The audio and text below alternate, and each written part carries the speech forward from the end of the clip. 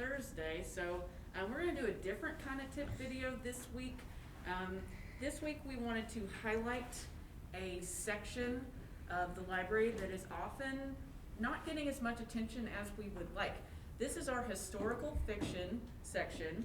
There is so much great stuff over here, but you have to kind of come over here and look at it to see what's there.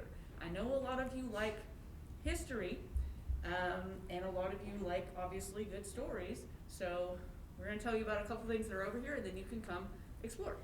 So what's great about historical fiction is, yes, it's set in a historic time period, which sometimes is the 80s, which hurts my heart a little bit, but it's set in a time period in the past. But it does not mean that the issues are not issues we still face. So, Calpurnia Tate, 1899. This young girl wants to be a scientist. You can imagine how hard that is for her in 1899. But I feel like maybe here in 2020, we still have some glass ceilings we need to break. So it's not a theme that is unheard of.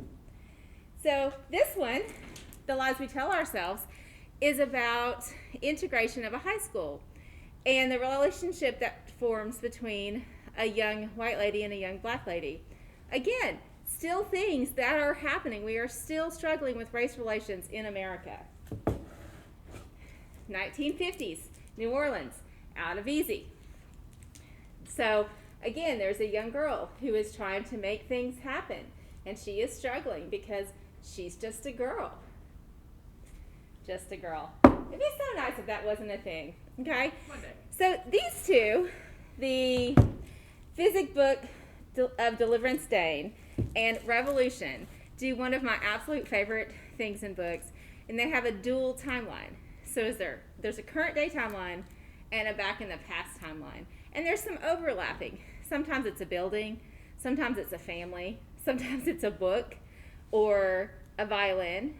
And it allows the author to tell a story in a way that is easily understandable to readers today, but also offers some history and insight into what was happening in the French Revolution, Salem during the witch trials. So when you think about historical fiction, it's not just dry history. It's not just, oh, this happened back then and it doesn't mean anything to me today. Some of the things are still happening, and some of the things are presented in a different light so that they're more enjoyable and easier to understand. Right, so just generally good human stories that happen to be set in a particular time period, and that time period is important to how the story goes. Let's see, a couple ones that I've put in people's hands a lot, or tried to. Julius Lester's Day of Tears. I've been talking about this book for years. So many kids come check it out. It's not what I would call a fun book. It is about the largest slave auction in history, and during that, it rained so hard they said that God was crying.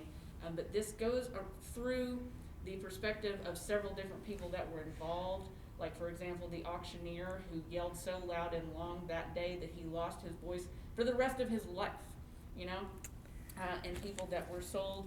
It is a very powerful book. I would encourage anybody interested in that time period, or, just a really, really good story, read it, okay? Let's see.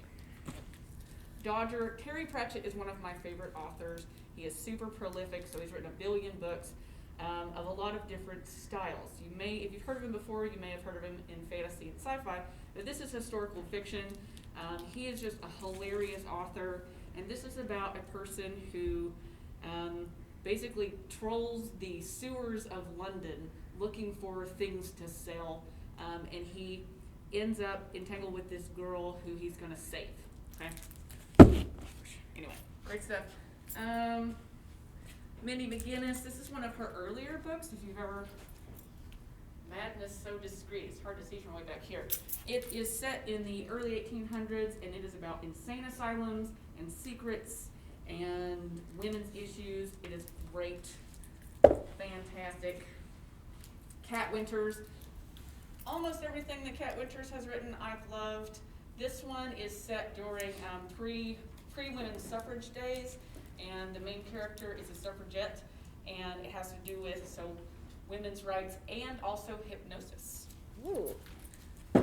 I won't tell you how. This one, oh no. Where'd our camera go?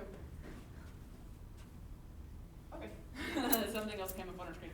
Anyway, Jennifer Wiles is one of my favorite authors also, and this series goes through events of the 60s, and one of my favorite things about it is it's got all this lovely period advertisements and speeches and things that go along with the story. It moves very quickly, and there are 3 books in this series. I also recommend this on audio because it's great. And last one, this is one of those books that's like, look at this lovely award here. It's actually a really good adventure, lady spies in World War II. Okay, so if you like World War II, if you like action, adventure, spies, check it out. So, what we hope that we're illustrating is that, one, there's a wide range of time periods that you could read about, and a wide range of themes that you could read about. This section also has a lot of what you would call classics, a Little House on the Prairie, and Outlander, and those kind of books that you think about as being period pieces. But there's a lot of other great stuff here, so don't let the little hourglass on the side here dissuade you from looking at these books. There may be something over here that you really, really love.